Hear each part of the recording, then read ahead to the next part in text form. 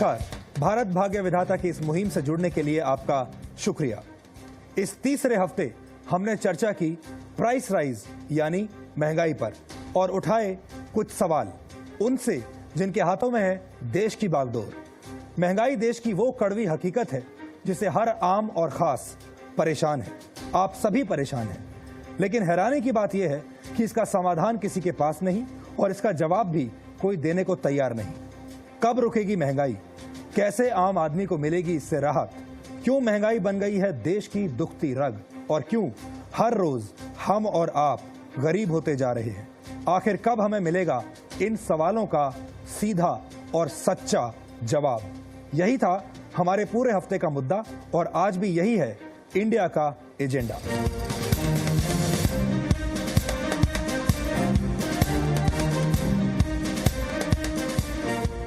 आगे बढ़ने से पहले एक नजर डालते हैं कुछ चुनिंदा मेल्स पर कि लोगों ने, हमारे देश की जनता ने हमें क्या लिखा है और वो क्या कहना चाहते हैं अपने देश से। देवघर झारखंड से आनंद कुमार साहा लिख रहे हैं, जी मीडिया द्वारा शुरू किया गया भारत भाग्य विधाता बेहतरीन कार्यक्रम है। इसके बाद संदीप केनी ने हमें लिखा, मैं आपके चैनल का नियमित दर्शक हूं। आप हमेशा आम आदमी से जुड़े महत्वपूर्ण मुद्दे उठाते हैं और मेरा मानना है कि भ्रष्टाचार मुक्त भारत बनाना कठिन तो है लेकिन नामुमकिन नहीं। इसके बाद हमारे एक और दर्शक हैं जेपी शाह। उन्होंने लिखा, बेहतरीन कार्यक्रम, यह भ्रष्टाचार के खिलाफ युवा वर्ग को निश्चित रूप से प्रेरित करेगा। मुंबई से हमारे एक और दर्शक HCS कश्यप लिखते हैं, मैं जी न्यूज और उसकी पूरी टीम को जनता का सलाम देना चाहता हूं। इस समय जबकि हमारा देश अंधेरे के युग से गुजर रहा है, ये किसी देवदूत की तरह लालटेन लेकर लोगों को रास्ता दिखा रहा है। मुझे सुधीर चौधरी और आशुतोष राणा बहुत पसंद है। जी आपका बहुत बहुत शुक्रिया हमें पसंद करने के लिए और हमारी कोशिश रहेगी कि हम आगे भी आपकी उम्मीदों पर खरे उतरते रहें। दीपक दास लिखते हैं, बेहतर भारत बनाने के लिए ये जरूरी है कि MLA और MP ग्रेजुएट्स हों। अशोक कुमार लिखते हैं कि महंगाई एक पॉलिटिकल स्टंट है और यदि लोग चाहें तो भ्रष्टाचार को भी खत्म किया जा सकता है। हमारे एक और दर्शक सूरज सिंह ने लिखा है कि विदेशों से काला धन तुरंत वापस लाया जाए, इससे महंगाई कम होगी। एक्सपोर्ट बढ़ाया जाए और इंपोर्ट घटाया जाए। सूरत से जजेर हफरीजी लिखते हैं कि MLA और MP को दी जाने वाली मुफ्त की सभी सेवाओं पर रोक लगाने चाहिए। जी हां, हम अपने दर्शकों की जो राय है उससे इत्तेफाक रखते हैं और इसीलिए हमने ये मुहिम शुरू की है।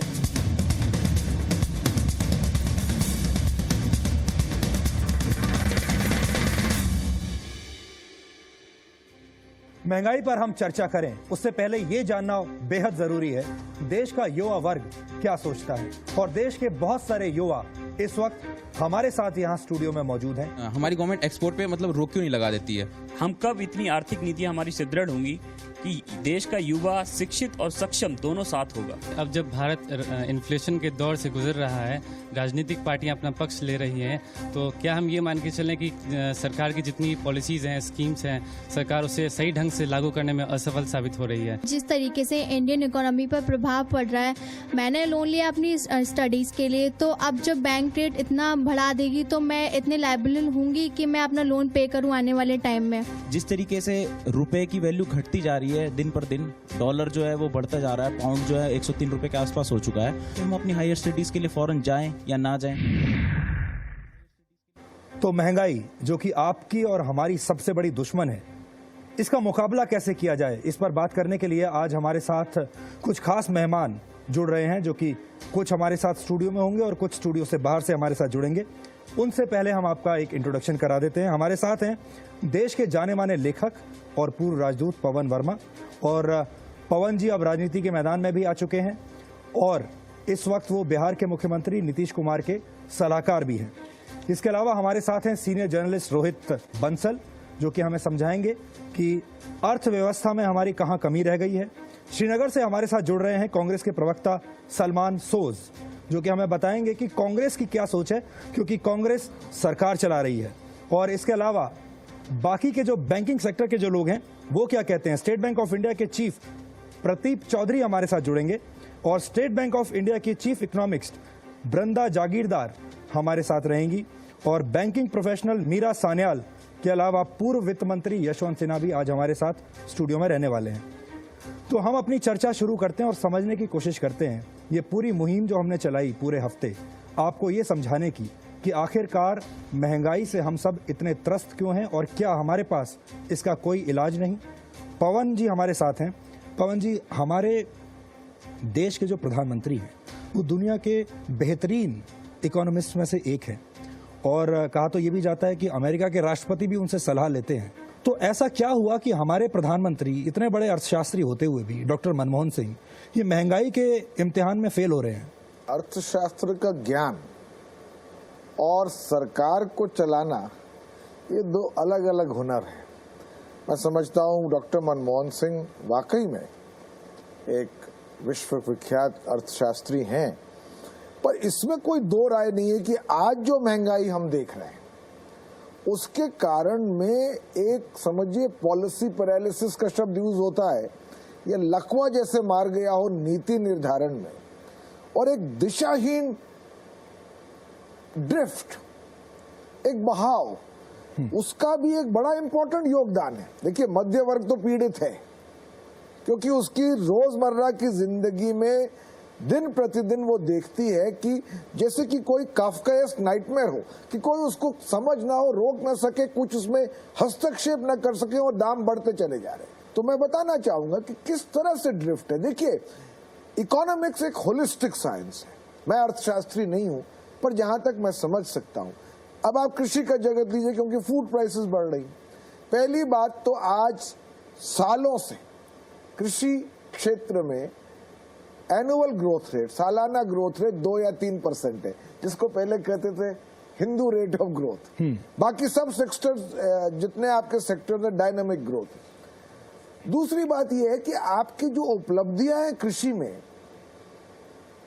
वो दुनिया के किसी मापदंड से कम है। दूसरा है आपको जिस तरह से आप मध्य वर्ग तक और लोगों तक आप कृषि जगत का जो प्रोडक्शन है पहुंचाते हैं, जो फार्मर को मिलता है और जिस प्राइस पे कंज्यूमर खरीदता है, वो 1/3 फार्मर को मिलता है, 2/3 मिडिलमैन ले जाते हैं। पर क्यों? क्योंकि आपने एक एपीएमसी एक्ट जो 2003 से आपके सामने, जिसमें संशोधन की जरूरत है, वो आप कर नहीं पाए। रोहित जी, 1991 में जब ये वित्त मंत्री थे तो बड़ी तारीफ उनकी हुई थी कि उन्होंने टर्न अराउंड कर दिया था भारतीय अर्थव्यवस्था को। तो वही डॉक्टर मनमोहन सिंह जो कि इतना बड़ा टर्न अराउंड ला सकता था नरसिम्हा राव की कप्तानी में, अब जब वो खुद प्रधानमंत्री बना तो अपने वही सारे फॉर्मूले वो भूल गए। देखिए, अगर वो इकोनॉमिस्ट है तो उन्हें चीफ इकोनॉमिक एडवाइजर होना चाहिए था, प्राइम मिनिस्टर होने की आवश्यकता नहीं तो है। पहली चीज तो यही गलती की। अगर आप नंबर 2 हैं तो कई बार नंबर 2 में ही आप वर्क करेंगे, आपको कप्तान बन जाने पर मामला बिगड़ जाएगा। जीआर विश्वनाथ एक अच्छा खासा उदाहरण है क्रिकेट के मैदान सचिन में। तेंदुलकर भी एक और उदाहरण है कि अगर आप उनको कप्तान बना देंगे तो वो सफल नहीं हो पाएंगे। बट सीरियसली, अगर एक पॉलिटिकल लीडरशिप जिसको भारत की जनता भेजती है वो प्रधानमंत्री होता है, तो उसका जो अपने कैबिनेट के ऊपर या अपने तंत्र के ऊपर पकड़ होता है वो अलग होता है, ना कि उसकी सांख्यिकी के बारे में, नीति के बारे में। जिस महंगाई की मार को आप लगातार पूरे हफ्ते कहते आ रहे हैं, मैं देख रहा था टेलीविजन पर और कई लोगों से आपने बात की, वो जो सांख्यिकी आती है वही इतनी बेमाना है। होलसेल प्राइस इंडेक्स को आप बना देते हैं कि वो भारत की महंगाई का सूचक, और उसी के आधार पे बैंकों का भी पॉलिसी निर्धारित होती है। और मैं जो अपने 100 रुपए गाड़ी कमाई के पैसे बैंकों में रखता हूं, वो उसी के आधार पे मुझे उस पर इंटरेस्ट भी आप देते हैं। लेकिन क्या वही महंगाई है? असली महंगाई WPI नहीं है, असली महंगाई कंज्यूमर प्राइस इंडेक्स है, जो WPI से कोसों दूर है। सलमान सोज साहब हमारे साथ जुड़ रहे हैं श्रीनगर से, और मेरे ख्याल से सबसे सही व्यक्ति होंगे बताने के लिए इसके बारे में। सलमान साहब, आपसे हम यही जानना चाहेंगे। बात ये हो रही थी कि नीतियां बनती हैं बिल्कुल टॉप पर, अर्थशास्त्री डॉक्टर मनमोहन सिंह नीतियां बना रहे हैं, लेकिन शायद कोई डिस्कनेक्ट है। देखिए, पहली बात तो ये है कि जो शायद रोहित साहब ने कहा कि भाई ये होलसेल प्राइस इंडेक्स है और जो घर पे जो लोगों को पता चलता है वो असली कंज्यूमर प्राइस इंडेक्स है, ये बात सही है, इसमें कोई शक नहीं है। लेकिन ये अभी की बात नहीं है, ये बहुत देर से ये हिंदुस्तान में चल रहा है। WPI और CPI वो तो चल रहा है, ये कोई नई बात नहीं है। और दूसरी बात इन्होंने कहा कि भाई ये मनमोहन सिंह हैं और इतने पढ़े लिखे, इतने इकोनॉमिस्ट अच्छे, और जो बाकी लोग हैं इनको कुछ समझ नहीं आता है कि क्या बात है। इनको पूरी समझ है जी कि जो हिंदुस्तान है एक ट्रांजिशन में है। हम एसेंशली एक लो इनकम कंट्री थे और हम आहिस्ता आहिस्ता एक मिडिल इनकम कंट्री की तरफ जा रहे हैं। आपने देखा होगा कि पिछले एनडीए के टाइम में भी और यूपीए के टाइम में खासकर, आप कोई भी स्टैंडर्ड लीजिए, कोई भी गरीबी की लाइन जो है आप 100 रुपए पर दिन रखिए या 500 रुपए पर दिन रखिए, इसमें कोई शक नहीं कि हिंदुस्तान में गरीबी पहले के मुकाबले में बहुत ज्यादा कम हुई। हम आपसे बात करेंगे, लेकिन अभी हम चलते हैं प्रदीप चौधरी जी के पास। Pradeep Chaudhary state bank of India के चेयरमैन हैं। प्रदीप जी, आपसे हम ये जानना चाहेंगे कि आरबीआई ने जो नए कदम उठाए हैं, क्या आपको लगता है कि वो कहीं गलत साबित हुए हैं? क्योंकि जितने भी नए कदम उठाए गए हैं वो अभी तक उनसे हमें कोई राहत नहीं मिली है। इन्फ्लेशन को कम करना या रोकने के लिए जो मॉनेटरी पॉलिसी के हथियार हैं उसमें इंटरेस्ट रेट प्रमुख है। तो आरबीआई के पास इन्फ्लेशन कम करने के लिए मैं नहीं समझता हूँ कि और इससे ज़्यादा बड़ा हथियार था। या दूसरा हथियार ये होता है कि लिक्विडिटी कम कर दें, सीआरआर बढ़ा दें। पर मैंने सोचा कि मेरा ये मानना है कि आरबीआई ने जो कम नुकसानदायक चीज़ थी यानी इंटरेस्ट रेट को बढ़ाया, सीआरआर को उन्होंने टाइट नहीं किया। और अब हम चलते हैं वृंदा जी के पास। वृंदा हमारे साथ हैं। वृंदा जी, आपसे हम यही जानना चाहेंगे कि आप देश की सबसे बड़ी सरकारी बैंक की चीफ इकोनॉमिस्ट हैं। सीधा सवाल आपसे सिर्फ इतना है कि हमारे देश में इतनी महंगाई क्यों है और हम काबू क्यों नहीं पा रहे हैं उस पर? ये इतनी कॉम्प्लेक्स हो गई है क्योंकि inflation as you know is a demand supply imbalance. तो एक्सेस डिमांड, अब ये इसके सोर्सेज क्या है, ये कहाँ से आ रहा है? ये देखिए, एक तो है लार्ज फिस्कल डेफिसिट जिससे डिमांड बढ़ रहा है, और लार्ज करंट अकाउंट डेफिसिट। और हाई करंट अकाउंट डेफिसिट से क्या होगा कि रुपी वीकन होगी, weak rupee will increase the import cost which means imported inflation will go up. और another factor is availability of cheap money, easy money. So all these factor से क्या होता है कि डिमांड बढ़ जाती है। और दूसरी तरफ सप्लाई अभी आप देखेंगे जो इकोनॉमिक सर्वे का जो डेटा आता है उसमें है कि the per capita availability of food grains, अभी इकोनॉमी ग्रो हो रही है, इनकम्स ग्रो हो रहे हैं और people have got purchasing power, लेकिन ये जो पर कैपिटा अवेलेबिलिटी है फूड ग्रेन्स की, सीरियल्स की, पल्सेस की, ये घट रही है।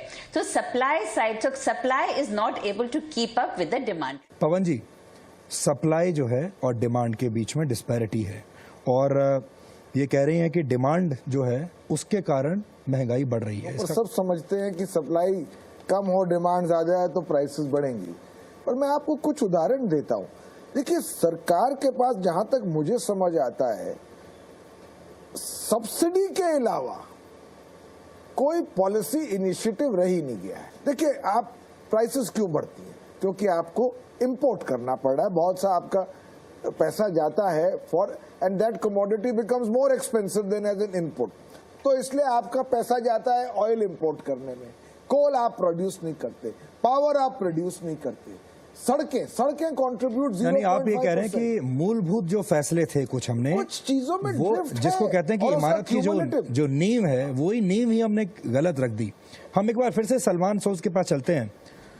सलमान साहब, हम इस वक्त आम आदमी के सॉल्यूशन के लिए बात कर रहे हैं, आम आदमी की राहत के लिए बात कर रहे हैं।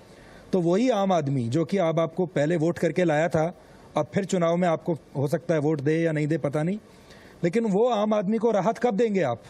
देखिए, पहली बात तो ये है कि जो हमारे एसबीआई के चीफ हैं उन्होंने आपको कुछ थोड़ा बोला कि मॉनेटरी पॉलिसी की वजह से जो आरबीआई ने कुछ स्टेप्स लिए हैं और जो अब रघुराम राजन साहब के आने के बाद जो और स्टेप्स आए हैं उससे आप देखेंगे थोड़ा जो हमारा रुपया फ्लक्चुएट कर रहा था उसमें थोड़ी स्टेबलाइजेशन आएगी और आ भी रही है। आपने देखा होगा कुछ दिनों में क्या हो रहा है।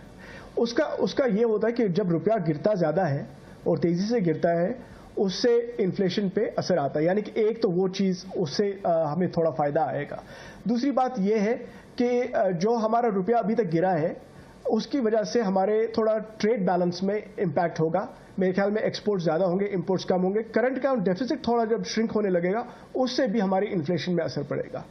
फिर मानसून सीजन जो हमारा इस साल का है अच्छा था, उससे आप देखेंगे कि जो आम चीज़ें कमोडिटीज़ हैं उनमें उनकी प्राइसेस में असर आएगा। और जो आपने देखा होगा कि जो सदर्न स्टेट्स में जो प्रोडक्शन अनियंस की अब मार्केट में आने लगी, उससे आप देखेंगे प्याज वगैरह के जो प्राइसेस है उनमें थोड़ी कमी आएगी। लेकिन ये चीजें जो है, जो शॉर्ट टर्म की चीजें हैं, ये तो हो रही हैं, लेकिन आपको ये भी देखना चाहिए कि हमारी इकोनॉमी में एक स्ट्रक्चरल इश्यूज हैं जिन पे हमें रिफॉर्म जरूर करने हैं।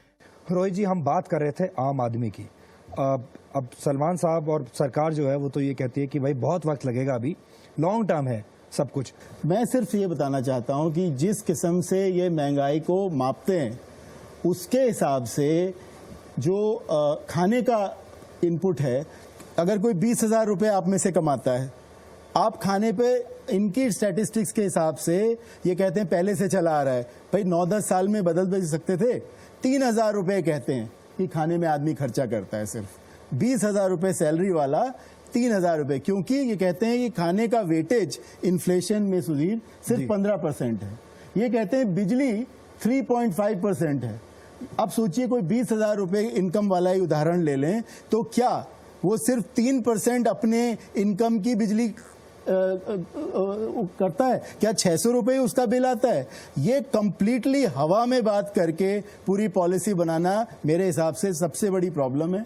और अगर हम कंज्यूमर प्राइस इंडेक्स के आधार पर, जिसकी रिपोर्ट द रिपोर्ट पड़ी हुई हैं, इनके बड़े बड़े इकोनॉमिस्ट उस बात पे कहते हैं, सुब्बा राव साहब ने जाते जाते कहा हाँ साहब WPI शायद प्रॉपर मैकेनिज्म नहीं है। अगर नहीं है तो आपने क्या किया? उसमें मैं आखिरी बात कहना चाहूंगा, फिलहाल सर्विसेज नाम की चीज ही नहीं है उसमें। Wholesale price index is bereft of the service component. What a classic joke on the Indian people. Salman साहब कुछ कहना चाहते हैं? जी सलमान साहब। कोई सियासतदान होलसेल प्राइस को नहीं देखता। होलसेल प्राइस एक मैकेनिज्म है। जैसे देखिए, जैसे हमने पॉवर्टी पे बहुत डिस्कशन हुआ इस मुल्क में, भाई 30 रुपए में क्या हो सकता है? आपको पता है कि जो एनडीए के टाइम में वो 16 रुपए था। तो मेरे कहने का मतलब है होलसेल प्राइस इंडेक्स तो एक इंडेक्स है, लेकिन उसका मतलब ये नहीं कि जो हमारे पॉलिसी मेकर्स हैं वो देखते हैं कि भाई WPI क्या है। वो तो उनको पता है कि घर पे जो रिटेल जो इन्फ्लेशन है वो क्या है। वो हम, आप ये ना सोचे कि हमें कुछ पता नहीं, बस हम ऐसे ही चला रहे। और हमारे साथ मीरा सान्याल भी हैं और मीरा जी से हम एक सवाल यहाँ लेते हैं। मीरा जी, संसद में जिस तरह एक के बाद एक बिल पास हो रहे हैं, हम सब ने देखा लगातार संसद में बड़ा काम हो रहा है, क्या उससे ग्रोथ रेट बढ़ने की संभावना आपको दिखती है? इस हिसाब से जो हमारे यहाँ स्ट्रक्चरल कंस्ट्रेंट्स हैं, जो रिफॉर्म नहीं हो रही हैं, तो उसको देखते हुए ये कह सकते हैं कि हाँ ग्रोथ कम सकता है। दूसरे हिसाब से जो अगर आप देखें कि पार्लियामेंट में आजकल क्या हो रहा है, तो वहाँ पर थोड़ी सी उम्मीद नज़र आ रही है कि ऑपोजिशन और जो सरकार है वो साथ मिल करके काफ़ी ऐसे बिल्स पास कर रही हैं जो काफ़ी वक्त से पेंडिंग हैं। इससे शायद मार्केट को, इन्वेस्टर्स को, इंडियन इन्वेस्टर्स को, फॉरेन इन्वेस्टर्स को थोड़ा होप आ सकता है, उम्मीद हो सकती है, उससे ग्रोथ बढ़ भी सकती है। जी पवन जी, ग्रोथ रेट बढ़ा दीजिए, महंगाई कम हो जाएगी, ये कितना आसान है? देखिए, इसमें कोई दो राय नहीं है कि जब ग्रोथ रेट्स बढ़ती हैं तो पॉवर्टी पे तो जरूर असर आता है। 1991 के बाद जब हमारे ग्रोथ रेट 7-8-9% के लगभग करीब आ गए थे, तो कहते हैं कि गरीबी रेखा से जितने लोग ऊपर आए वो 30 साल तक उसके पहले के सोशलिज्म के फेज में नहीं आए थे। क्योंकि जब समझिए कि हाई टाइड आती है तो उसमें जो कुछ कश्तियां फंसी भी होती हैं वो भी उठती हैं। कुछ चीजें आपको मानना होगा, कुछ इंटरनेशनल इन्फ्लुएंसेस हुए हैं जिसके वजह से प्राइस राइज हुआ है, पर कुछ हद तक जैसे पॉलिसी मेकिंग को लकवा मार गया है। और इसलिए मैं कहता हूं कि एक इकबाल साहब की 2 लाइनें हैं, तू इधर उधर की ना बात कर, तू बता कि काफिले क्यों लुटे, मुझे रहजनों से गरज नहीं, तेरी रहबरी का सवाल है, लीडरशिप का सवाल।